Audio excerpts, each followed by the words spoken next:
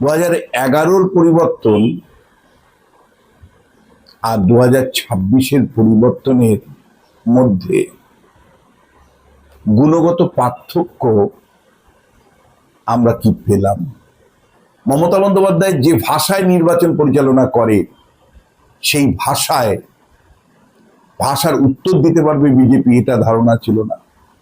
যেভাবে বিভিন্ন 23-এর পঞ্চায়েত 18 পঞ্চায়েত নির্বাচন, 23-এর পঞ্চায়েত নির্বাচন, 21-এর বিধানসভা নির্বাচন, 24-এর লোকসভা নির্বাচন যে কায়দায় মমতা বন্দ্যোপাধ্যায় করেছেন, আইপ্যাকের সেখানে যে ভূমিকা ছিল, রাজ্যের পুলিশ প্রশাসনকে দিয়ে কিভাবে ভোট লুটের আয়োজন করা হয়েছিল, তার কাউন্টার যে দেওয়া যাবে এই লেভেলে আমাদের অনেকেরই ধারণা ছিল না।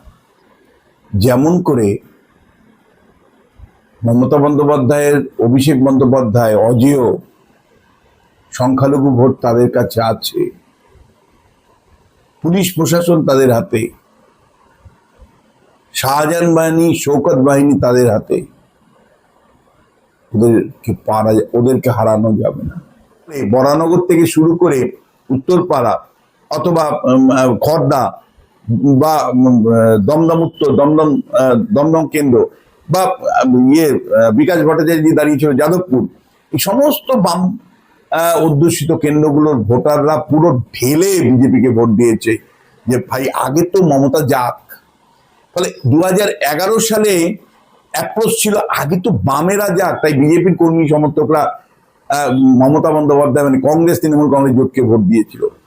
আর এবার বামেরা ভোট দিয়েছে আগে তো মমতা যাক, সুতরাং তারা বিজেপিকে ভোট দিয়েছে। 2026 কিন্তু যে বিজেপি পরিবর্তনটা করলো কোনো বুদ্ধিজীবী ছাড়াই, শুধু আমজনতার অভিজ্ঞতার নিরিখে পরিবর্তনটা হয়ে গেল, কৌশল অবলম্বন করে পরিবর্তনটা হয়ে গেল। মমতা বন্দ্যোপাধ্যায় যে ভাষায় চলেন সেই ভাষার উত্তর দিয়েই, যে প্রশাসনিক অ্যারেঞ্জমেন্ট করেন তাকে কাউন্টার করেই কিন্তু এই পরিবর্তনটা আনলো। এতে না কোনো বুদ্ধিজীবীর ভূমিকা আছে, না কোনো সংবাদপত্রের ভূমিকা আছে। তাহলে মুসলিম ভোট একটা ভাগ হয়েছে। মুসলিম ভোট কোথাও কংগ্রেস পেয়েছে, কোথাও বামেরা পেয়েছে, কোথাও বাম কংগ্রেস দুটো দলের সাথে তৃণমূলকে ভাগ করে নিতে হয়েছে, কোথাও আম জনতা উন্নয়ন পার্টি তারা তো দুটো আসনও পেয়ে গেছে, মুসলিম দুটো আসনও পেয়ে গেছে। মুর্শিদাবাদ থেকে হুমায়ুন কবির দুটো আসন পেয়েছে, রেজিনগর এর আসন পেয়েছে, নওদা আসন পেয়েছে। Very interesting. বিজেপি 2026-এর বিধানসভা নির্বাচনের এত বড় জয়ের পূর্বানুমান করা খুব কঠিন, কারণ বিজেপি না পঞ্চায়েতে বিরাট কিছু ফাইট দিতে পেরেছে, না পুরসভাতে কোনো বিরাট কিছু ফাইট, একটা পুরসভাও বিজেপির দখলে নেই, না আমরা লোকসভা নির্বাচনে তেমন ফাইট দিতে দেখলাম, বরঞ্চ আসন সংখ্যা 18 থেকে কমে 12-তে নেমে গেল। আর উপনির্বাচনগুলোতে বিজেপি নিজের জেতাও আসনগুলোতেও মনে করেন বিজেপি যে সমস্ত আসনে জিতেছিল সেই সমস্ত আসনও হারাতে হয়েছে তৃণমূলের কাছে একটার পর একটা। এমনকি মাদারিহাটের মতন তাদের আদি আসন সেটাও ধরে রাখতে পারেনি। এবং মানুষের মধ্যে স্বপ্ন ছিল, এই স্বপ্নটা মমতা বন্দ্যোপাধ্যায় ধ্বংস করলেন। যে বিরাট স্বপ্ন নিয়ে তিনি ক্ষমতায় এসেছিলেন 2011 সালে, সেই স্বপ্নটাকে তিনি তছনছ করে ভেঙে দিলেন এবং একটা স্বৈরাচারী শাসন ব্যবস্থা গত 15 বছরে তিনি প্রতিষ্ঠা করলেন। 2026-এ রাজ্যে একটা বড় পরিবর্তন হয়ে গেল। ঠিক 15 বছর আগে 2011 সালে 34 বছরের বামফ্রন্টের সরকারকে অপসারণ করে আরেকটা পরিবর্তন হয়েছিল। 2011-র পরিবর্তন আর 2026-এর পরিবর্তনের মধ্যে গুণগত পার্থক্য আমরা কি পেলাম, আজকে তারই আলোচনা। 2011-তে যে পরিবর্তন হয়েছিল সেটা দীর্ঘ 34 বছরের বাম শাসনকে অপসারণ করে বামফ্রন্ট অজেয়, এই ভাবনাটা বামফ্রন্টের নেতা মন্ত্রীদের মধ্যে ছিল। প্রায়ই অনিল বিশ্বাস সিপিআইএম এর সাধারণ সম্পাদক বলতেন মমতা বন্দ্যোপাধ্যায়ের উদ্দেশ্যে উনি দিদি থেকে দিদিমা হয়ে যাবেন, কিন্তু তারপরেও বামফ্রন্ট থাকবে। অনিল বিশ্বাস ছিলেন না, কিন্তু সিপিএম এর সেই উদ্ধত্ত, সেই গরিমা, অহংকার চূর্ণ করে দিয়েছিল এই রাজ্যের মানুষ। যেমন করে মমতা বন্দ্যোপাধ্যায়ের, অভিষেক বন্দ্যোপাধ্যায়, অজেয় সংখ্যালঘু ভোট তাদের কাছে আছে, পুলিশ প্রশাসন তাদের হাতে, শাহজাহান বাহিনী, শৌকত বাহিনী তাদের হাতে। ওদেরকে হারানো যাবে না। প্রতিনিয়ত গরিমা ফুটে উঠত মমতা বন্দ্যোপাধ্যায়ের বক্তব্যে, অভিষেক বন্দ্যোপাধ্যায়ের বক্তব্যে। মানুষ তাকেও ছুড়ে দিয়েছে, ছুড়ে দিয়ে 2026-এর গেরুয়া ঝড়ের মধ্য দিয়ে বিজেপিকে রাজ্যে প্রতিষ্ঠা করেছে, শুভেন্দু অধিকারী মুখ্যমন্ত্রী হয়েছে। আমরা আসলে 3টে পরিবর্তন দেখেছি। 1977 সালের পরিবর্তনও দেখেছিলাম, যে পরিবর্তন অত্যন্ত চুপিসারে, শান্তিপূর্ণভাবে, কমজোরি বামফ্রন্ট, প্রত্যাশাহীন বামফ্রন্ট জনতা পার্টি, জনতা দলকে হারিয়ে আর অন্যদেরকে হারিয়ে ক্ষমতায় অধিষ্ঠিত হয়েছিল। এতটাই চুপিসারে 1977-এর নির্বাচন হয়েছিল, এতটাই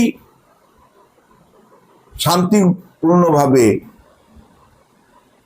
বামফ্রন্টের নেতারা পর্যন্ত বিশ্বাস করতে পারেনি তারা এত আসন পেতে পারে। 77-এর লোকসভা নির্বাচনের পরে কেন্দ্রে সিপিআইএম, জনতা পার্টি সবাই মিলে ইন্দিরা গান্ধীকে হারিয়েছেন জরুরি অবস্থার পর। তখন মোরারজি দেশাইয়ের নেতৃত্বে কেন্দ্রে জনতা সরকার, জনতা পার্টির গুরুত্বপূর্ণ নেতারা, পশ্চিমবাংলার প্রাক্তন কংগ্রেসী নেতা প্রফুল্ল সেন,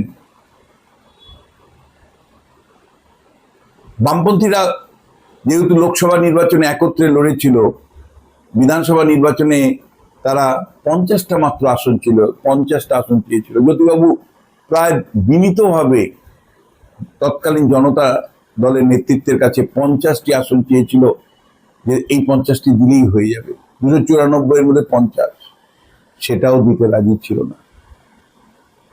অনেকটা বিনা যুদ্ধে নাহি দিব সুজাগমুন মেদিনীর মতন। শেষে মনের দুঃখ নিয়ে বামফ্রন্ট শরিকরা, তখন সিপিআই যুক্ত হয়নি, আরএসপি ফরওয়ার্ড ব্লক, মার্ক্সবাদী ফরওয়ার্ড ব্লক, গণতান্ত্রিক সমাজবাদী পার্টি, এই সমস্ত দলগুলো মিলে তার একটা জোট বেঁধে 36 দফা কর্মসূচি নিয়ে মানুষের সামনে হাজির করলো, যে ক্ষমতায় যদি আমরা আসি তাহলে আমরা পঞ্চায়েত ব্যবস্থা গড়ে তুলব, ক্ষমতার বিকেন্দ্রীকরণ করে মানুষের কাছে পৌঁছে দিব, আমরা সরকারি যে কর্মী আছেন, শিক্ষক আছেন, পঞ্চায়েত আছেন, তাদের বেতনের ব্যবস্থা করব, আমরা ভূমি সংস্কার কর্মসূচি পালন করব, আমরা কৃষির বিকাশ ঘটে মানুষের আর্থিক উন্নতি ঘটাবো। এই প্রতিশ্রুতিগুলো মানুষ বিশ্বাস করেছিল।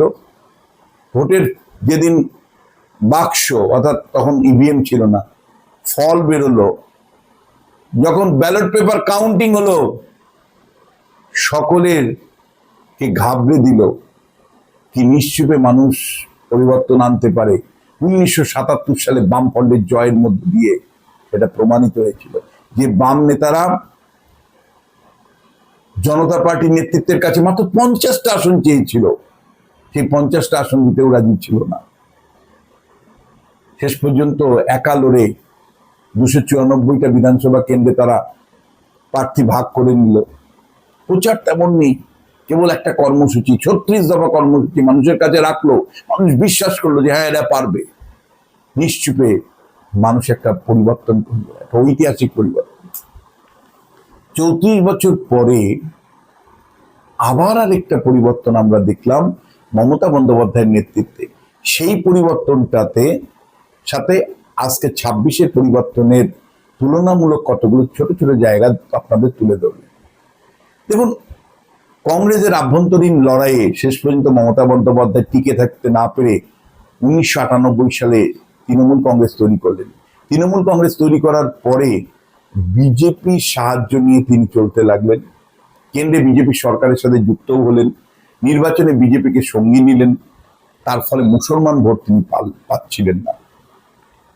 2001 সালের বিধানসভা নির্বাচনে মুসলমান ভোট পাওয়ার জন্যই তেহেলকা কাণ্ডের কে সামনে রেখে কেন্দ্রীয় মন্ত্রিসভা থেকে সরে আসলেন অটল বিহারী বাজপেয়ী, মন্ত্রিসভা থেকে সরে আসলেন মমতা বন্দ্যোপাধ্যায়। স্লোগান তুললেন, হয় এবার নয় নেভার, পারলেন না। বামেরা আবার ক্ষমতায় আসে। তারপরে 2004 আবার ফিরে গেলেন এনডিএতে, দপ্তরহীন মন্ত্রী করে ফেলে রাখলো অটল বিহারী বাজপেয়ী বেশ কিছুদিন। তারপরে কয়লা মন্ত্রী দিলেন, রেলমন্ত্রী থেকে পদ অবনতি হয়ে কয়লা। 2004-এর লোকসভা নির্বাচনে মমতা বন্দ্যোপাধ্যায় একা জিতেছিলেন, একা। তার দলে সবাই হেরে গেছিল, কারণ বদ্রা পরবর্তী পর্যায়ে বিজেপির সাথে থাকার ফলে রাজ্যে সংখ্যালঘু ভোট পুরোপুরি বামেদের পক্ষে ছিল। শিক্ষিত মানুষও মমতাকে মেনে নিতে পারেনি। 2006-এর বিধানসভা নির্বাচন আবারও বিজেপির সাথে তিনি জোট বাঁধলেন। 4-এ জোট বেঁধেছিলেন, 6-এ জোট বাঁধলেন। বেঁধে তিনি নির্বাচনে লড়াই করলেন। লড়াইয়ে ভরাডুবি হলো। 235টা আসন নিয়ে বুদ্ধদেব ভট্টাচার্যের নেতৃত্বে বামফ্রন্ট সরকার, 7ম বামফ্রন্ট সরকার তৈরি হলো। কিন্তু এই সময় বুদ্ধবাবুর শিল্পায়নের স্বপ্নে বিভোর। টাটারা চাইছে ন্যানো কারখানা তৈরি করতে, ন্যানো কারখানা তৈরি করতে।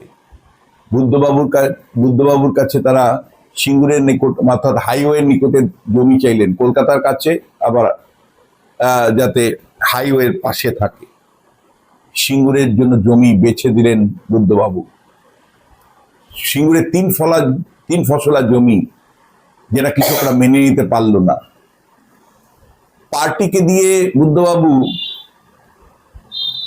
কৃষকদের বোঝানোর চেষ্টা করলেন, কৃষকরা বুঝলেন না। মমতা বন্দ্যোপাধ্যায় ঝাঁপিয়ে পড়লেন সিঙ্গুরের আন্দোলনে। তিনি তার যে অবস্থান, তার সাথে সমাজের নানা বর্গের মানুষ যুক্ত হতে লাগলো।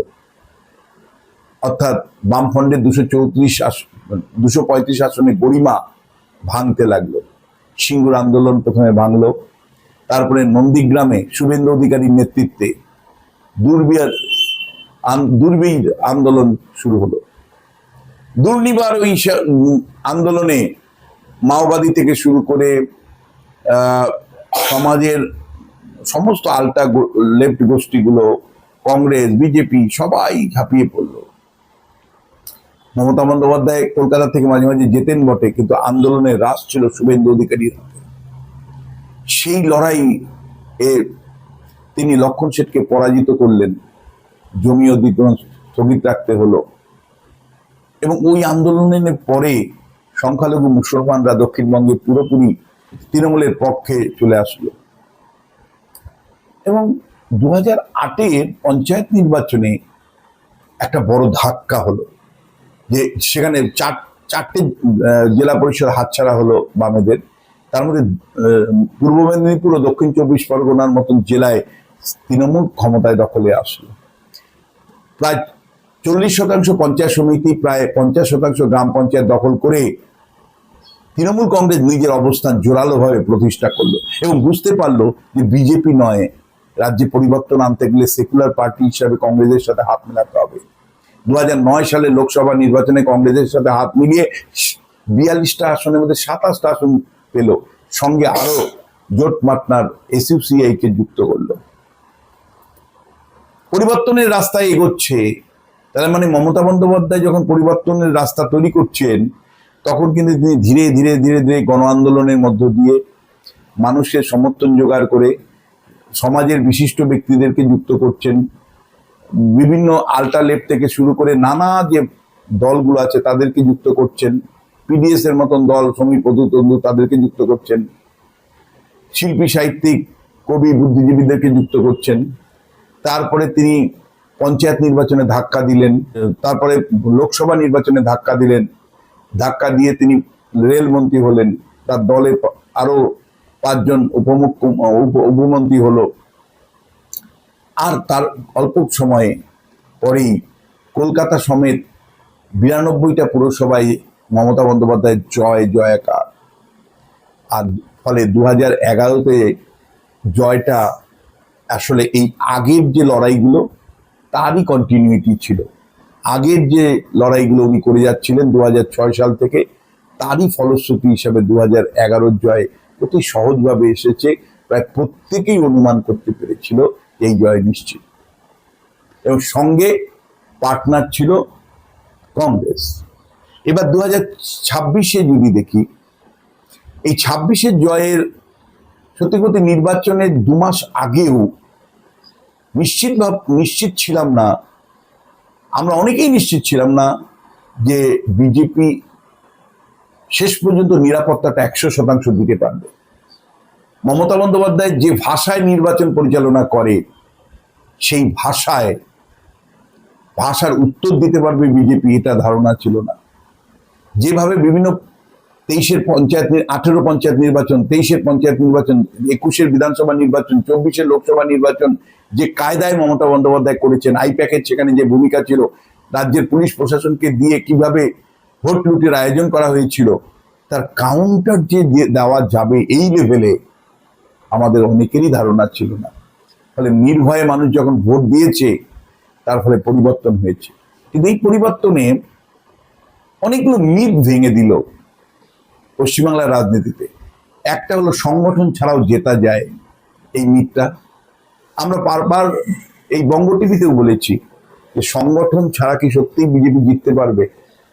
কিন্তু যেহেতু কেন্দ্রীয় প্রশাসনটাকে পুরোপুরি নামিয়ে দিতে পেরেছিল, ফলে সংগঠন ছাড়াও স্বাধীনভাবে মানুষ ভোট দিতে পেরেছে। সংগঠনের কথা আমরা যখন বলছিলাম, তখন হলো তৃণমূলের সংগঠন দিয়ে যেভাবে ভোট লুট করে, তাকে আটকানোর জন্য কাউন্টার সংগঠন কি বিজেপির আছে? কিন্তু বিজেপি সংগঠনের খামতি কিন্তু মিটিয়ে দেয় যখন বিপুল পরিমাণে কেন্দ্রীয় বাহিনী এবং প্রশাসন ব্যবস্থাটারই পুরো নিয়ন্ত্রণ বিজেপি নিয়ে বা কেন্দ্রের বিজেপি সরকার নিয়ে নিয়েছিল, বা ইলেকশন কমিশন নিয়ে নিয়েছে। দ্বিতীয় মিথ যেটা ভেঙে দেয় যে পঞ্চায়েত পুরসভা দখল না করেও এ রাজ্যে ক্ষমতা দখল করা যায়। আমরা কিছুক্ষণ আগেই বললাম 2011-র যে নির্বাচন ছিল, সেখানে আমরা দেখেছিলাম পঞ্চায়েত মমতা বন্দ্যোপাধ্যায় দখল করেছে, পুরসভা দখল করেছে, লোকসভা দখল করেছে, তারপরে বিধানসভা দখল করেছে। একটার পর একটা উপনির্বাচনে জয়ী হয়েছে। সবগুলো উপনির্বাচনে মমতা বন্দ্যোপাধ্যায় জয়ী হয়েছিলেন 5 বছর ধরে। তারপরে তিনি 11 সালের জয়টা নিশ্চিত করেছেন। ভেরি ইন্টারেস্টিং, বিজেপি 2026-এর বিধানসভা নির্বাচনের এত বড় জয়ের পূর্বানুমান করা খুব কঠিন। কারণ বিজেপি না পঞ্চায়েতে বিরাট কিছু ফাইট দিতে পেরেছে, না পুরসভাতে কোনো বিরাট কিছু ফাইট, একটা পুরসভাও বিজেপির দখলে নেই, না আমরা লোকসভা নির্বাচনে তেমন ফাইট দিতে দেখলাম, বরঞ্চ আসন সংখ্যা 18 থেকে কমে 12-তে নেমে গেল।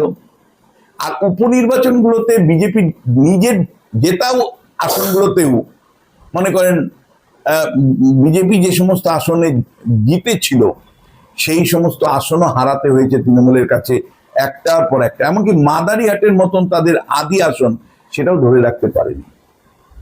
তারপরেও এই মিথটা ভেঙে গেল যে পঞ্চায়েত পুরসভা জয় ছাড়াই বা বড় কোনো বিধানসভা নির্বাচনের আগে বড় কোনো জয় ছাড়াই এ রাজ্যে পট পরিবর্তন করা যায়।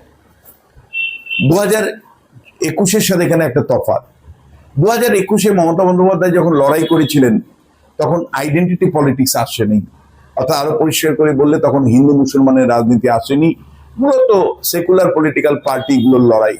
বামেরা একটা সেকুলার ফ্রন্ট, তৃণমূল আর কংগ্রেস ছিল আরেকটা সেকুলার ফ্রন্ট, এর মধ্যে লড়াইটা ছিল। এবং ভোটের যে প্রচার, সব ধরনের মানুষের উদ্দেশ্যেই করা হতো বা হয়েছিল। কিন্তু 2026-এর প্রচার পর্ব যদি দেখেন তাহলে সরাসরি একেবারে অনুপ্রবেশ রোহিঙ্গার মতন ইস্যু, আবার উল্টো দিকে মুসলিম অ্যাপিচমেন্টের মতন ইস্যু এসেছে। ফলে আপনারা দেখেছেন ভোটের যে প্যাটার্ন, তাতে হিন্দু ভোটের পোলারাইজেশন বিজেপির পক্ষে 66% হয়েছে। আপনারা জানেন যে বিজেপি 2021 সালে 100 জন হিন্দুদের মধ্যে 54 জন হিন্দু সমর্থন পেয়েছিল। 2024 সালে তার আসন কমলেও হিন্দু ভোটের পোলারাইজেশন বেড়েছিল আরো 1%। 100 জন হিন্দুদের মধ্যে 55 জন হিন্দু ভোট দিচ্ছিলেন বিজেপির পক্ষে। কিন্তু এবারের নির্বাচনে হিন্দুদের ঢেউ, এই যে 93% মানুষ ভোট দিলেন, এই 93-এর মধ্যে অনেক উচ্চবিত্ত মধ্যবিত্ত মানুষ যারা হিন্দু সম্প্রদায়ের ভুক্ত, তারা ঢেলে বিজেপিকে ভোট দিলেন, যার জন্য প্রতি 100 জন হিন্দু ভোটারের মধ্যে 66 জন হিন্দু ভোটারই বিজেপিকে ভোট দিয়েছে। ভারতবর্ষের ইতিহাসে বিরলতম ঘটনা, কারণ এখন পর্যন্ত বিজেপি গুজরাটে হিন্দু ভোটের মেরুকরণ করতে পেরেছে 65%, তার থেকেও 1% বেশি পশ্চিমবাংলায়। যারই রেজাল্ট হলো হিন্দু ভোটের এই যে মেরুকরণ, এই রেজাল্ট হলো 207। উল্টো দিকে যে মমতা বন্দ্যোপাধ্যায়, আমরা এতদিন কি দেখে এসছি? আমরা দেখে এসছি মুসলিম ভোটের মেরুকরণে মমতা বন্দ্যোপাধ্যায়ের জয়। আমরা 2001 সালের দেখেছি, 2004 সালে দেখেছি যে মুসলিম ভোটটা পুরোপুরি মমতা বন্দ্যোপাধ্যায়ের পক্ষে যায়, তাই মমতা বন্দ্যোপাধ্যায় প্রথমেই 30-35% ভোট নিয়ে খাতা খোলে। এবার কিন্তু সেটা হয়নি। এবার উত্তর দিনাজপুর, মালদা, মুর্শিদাবাদ এবং এমনকি নদিয়া, উত্তর নদিয়া পর্যন্ত যদি দেখেন তাহলে মুসলিম ভোট একটা ভাগ হয়েছে। মুসলিম ভোট কোথাও কংগ্রেস পেয়েছে, কোথাও বামেরা পেয়েছে, কোথাও বাম কংগ্রেস দুটো দলের সাথে তৃণমূলকে ভাগ করে নিতে হয়েছে, কোথাও আম জনতা উন্নয়ন পার্টি তারা তো দুটো আসনও পেয়ে গেছে, মুসলিম দুটো আসনও পেয়ে গেছে। মুর্শিদাবাদ থেকে হুমায়ুন কবির দুটো আসন পেয়েছে, রেজিনগর এর আসন পেয়েছে, নওদা আসন পেয়েছে। ফলে আপনারা জানেন যে মুসলিম ভোট এবং আইএসএফ এদিকে দক্ষিণবঙ্গে অনেক জায়গায় তারা ভোট কেটেছে। এর ফলে মমতা বন্দ্যোপাধ্যায় 2021-এর বিধানসভা নির্বাচন অপেক্ষায় মুসলিম ভোটের বিভাজন এর ফলে 21টা আসন কিন্তু এবার হারাতে হয়েছে। 21টা, আবারও দর্শক বলছি, 2-1। অন্যদিকে হিন্দু ভোটের পোলারাইজেশন 66-তে যাওয়ায়, প্রতি 100 জন হিন্দুর মধ্যে 66 জন হিন্দু বিজেপির পক্ষে ভোট দেওয়ায় এই নির্বাচনে কিন্তু মানে 49টা হিন্দু প্রধান আসন আছে, 49টা হিন্দু প্রধান আসন আছে, যেখানে হিন্দুদের সংখ্যা 90% বা তার বেশি। মানে কার্যত যে এই আসনগুলো হিন্দুদের আসন, সেগুলোর 49টাতেই বিজেপি জয়ী হয়েছে। শুধু 49টাতেই বিজেপি জয়ী হয়েছে তা নয়, বিজেপির সারা রাজ্যে ভোট পেয়েছে কত? 46% গড়ে। ওই হিন্দু প্রধান 49টা আসনে গড়ে ভোট পেয়েছে 53%। 53%, অর্থাৎ খুব পরিষ্কার করে বললে 7% বেশি হিন্দু এলাকায়। তাহলে হিন্দু ভোটের পোলারাইজেশন একদিকে বিজেপিকে 207-এ নিয়ে গেছে, আর আরেকদিকে মুসলিম ভোটের স্প্লিট ভেঙে যাওয়া মমতা বন্দ্যোপাধ্যায়কে নামিয়ে এনেছে 100-র নিচে। তার সাথে যেটা যুক্ত হয়েছিল, যেটার ইম্প্যাক্ট 2011 নির্বাচনে আমরা দেখিনি, কারণ 2011 নির্বাচনের আগে এসআইআর হয়নি, এসআইআর হয়েছিল 2001 সালে। তো 2011 নির্বাচনের আগে কোনো এসআইআর এর ইম্প্যাক্টের ব্যাপারই ছিল না। ফলে 2011 পরিবর্তনের সাথে এসআইআর এর কোনো সম্পর্ক নেই, কিন্তু 2026-এর বিধানসভা নির্বাচনে সাথে এসআইআর এর সরাসরি সম্পর্ক আছে। এখানে যে এ রাজ্যে যারা শাসন ক্ষমতায় থাকে তারা মৃতদের নাম, তারপরে স্থানান্তরিতদের নাম, ভুয়ো ভোটারদেরকে প্রক্সি ভোট দিয়ে দেয়। প্রক্সি ভোটের দৌলতেই শাসক দল অনেক এগিয়ে থাকে। এবার যখন এসআইআর হয়েছে, প্রায় 63 লক্ষ প্রক্সি ভোট দেওয়ার মানে ভুয়ো ভোট বাতিল হয়ে যায়। তার সাথে 27 লক্ষ আবার ট্রাইব্যুনালের নাম চলে যায়। তাহলে সব মিলে প্রায় 90 লক্ষ ভোটার যারা এবার নির্বাচনে ভোট দিতে পারেনি। এই অঙ্কটা কিন্তু বিজেপির পক্ষে খুব সহায়ক হয়েছে, কারণ মৃত ভোটার না থাকার জন্য তৃণমূলের সংগঠন দিয়ে তৃণমূল ভোট করিয়ে নিতে পারেনি, আর স্থানান্তরিত ভোটার বাদ যাওয়ার জন্য তাদের এগেনস্টে ভোট দিতে পারেনি। এইভাবে বিভিন্ন ক্যাটাগরির যে অবৈধ ভোটার তাদের জন্য তার যে বিপুল পরিমাণ, যেটা বললাম 63 লক্ষ, এই ভোটটা কিন্তু এবার ভোটের বাক্সে পড়েনি। আর একই সাথে 27 লক্ষ ট্রাইব্যুনালের নাম, যাদের মধ্যে 70% মুসলিম নাম, তাদের নাম বাদ যাওয়াটা কিন্তু ম্যাথমেটিক্যালি বিজেপির জন্য লাভজনক ছিল। এবার বৃহত্তম জায়গা থেকে বলি যে 2011-তে যখন পরিবর্তন হয়, 34 বছর পরে পরিবর্তন, ফলে ওই পরিবর্তনে কিন্তু আমরা দেখেছি যে বিজেপিও নিজের ভোট হস্তান্তরিত করেছিল। অর্থাৎ দর্শক, ওই 11 নির্বাচনে বিজেপি ভোট পার্সেন্টে 4%-এর নিচে নেমে গেছিল। তার কারণ হলো বিজেপি কর্মী সমর্থকরাও পরিবর্তনের জন্য কিন্তু ভোট দিয়েছিল।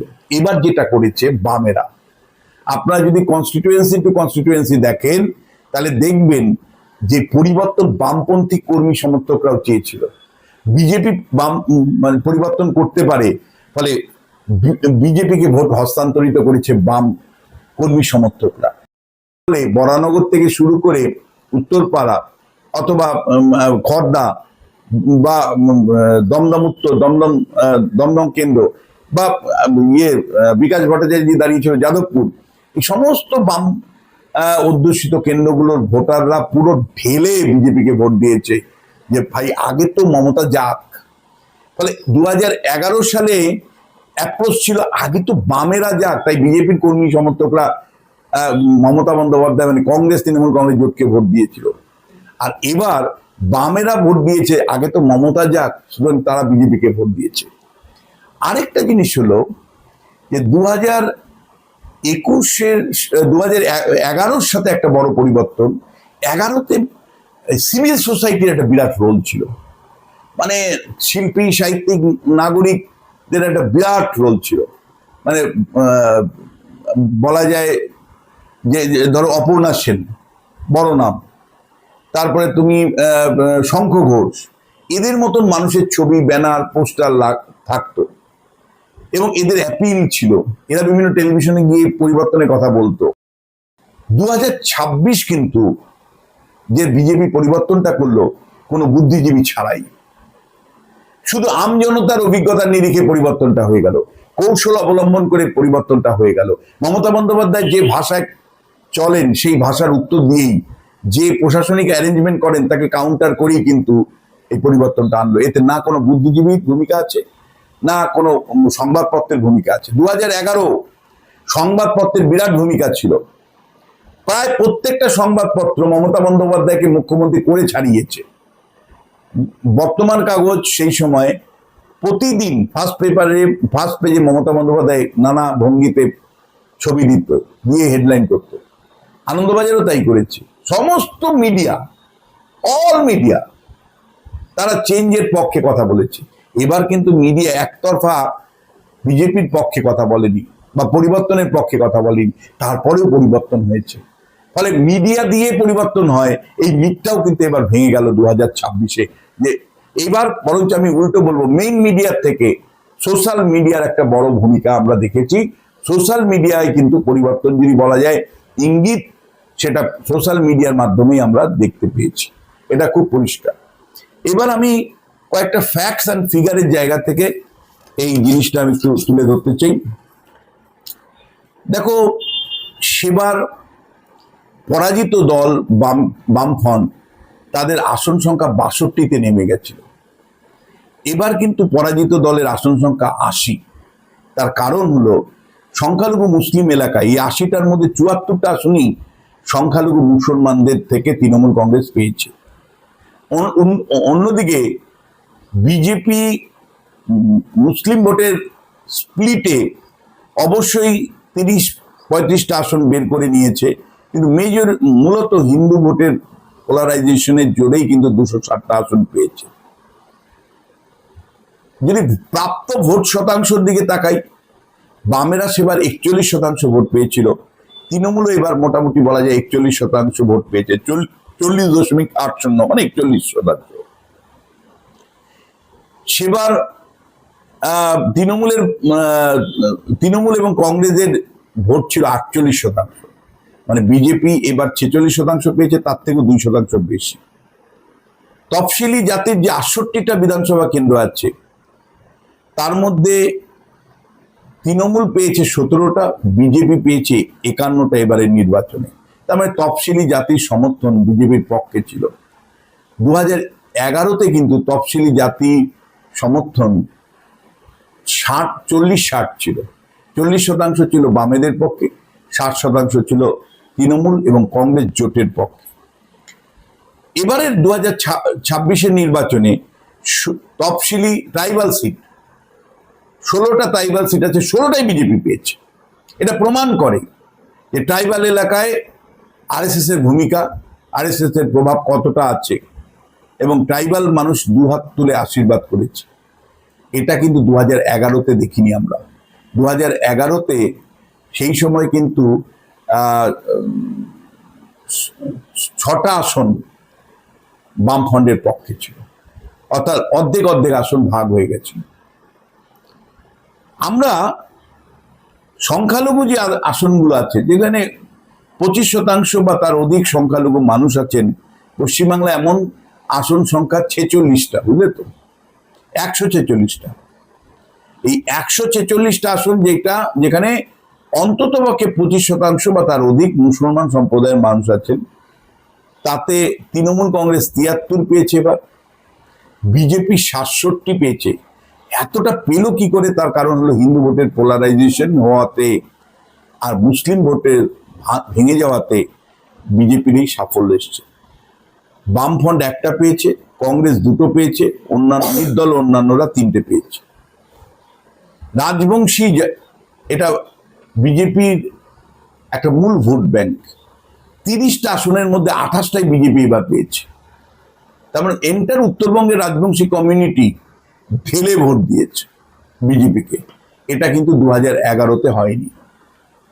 2011-তেও কোচবিহার, তখন অবিভক্ত জলপাইগুড়ি, উত্তর দিনাজপুর, এই দক্ষিণ দিনাজপুর, মালদা, এই জেলাগুলোতে কিন্তু বামেরা 3-4টে করে আসন পেয়েছে, এবং তাদের সমর্থনের ভিত্তি একেবারেই মানে ডুবে যায়নি।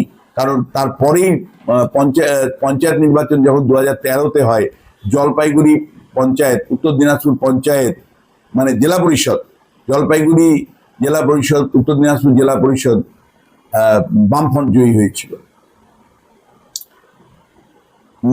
অবাঙালি যেখানে যারা আছেন, 45টা অবাঙালি অধ্যুষিত কেন্দ্র আছে, তাতে 45টার মধ্যে 34টা বিজেপি একা এবারের নির্বাচনে, আর 10টা মাত্র তৃণমূল কংগ্রেস। তার মানে বিভিন্ন ভাষাভাষী অবাঙালি ভোটাররা কিন্তু কাকে ভোট দিয়েছে? বিজেপিকে একতরফা ভোট দিয়েছে।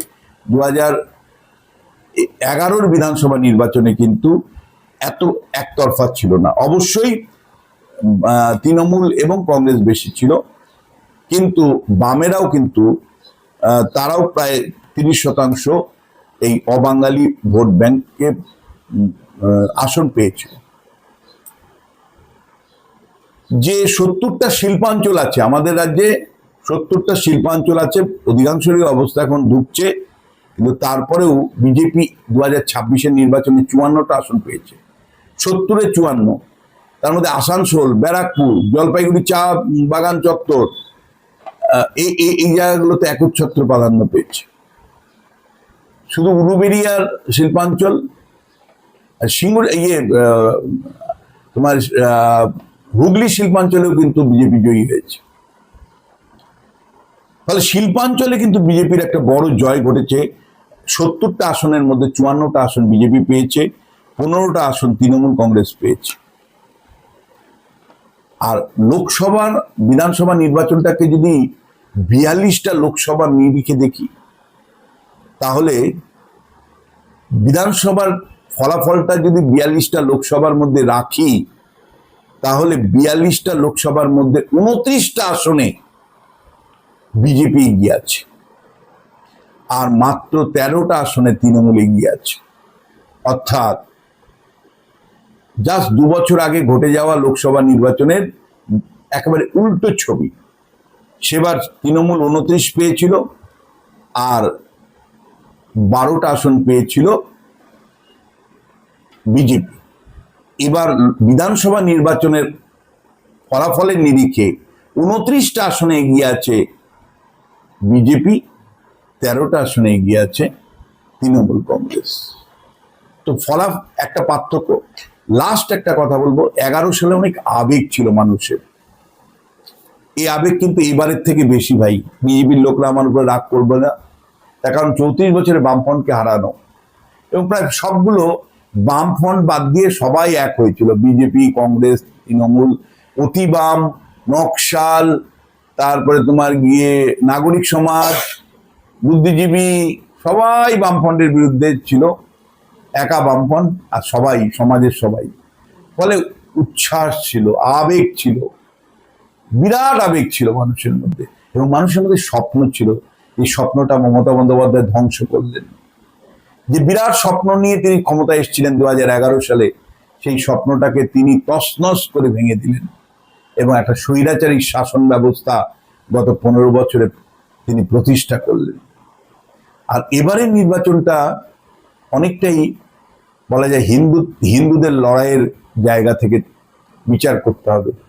এখানে হিন্দুত্বের লড়াই ছিল শেষ পর্যন্ত, তথাকথিত সেকুলার না হিন্দুত্বের রাজনীতি, শেষ পর্যন্ত হিন্দুত্বের রাজনীতির জয় হয়েছে।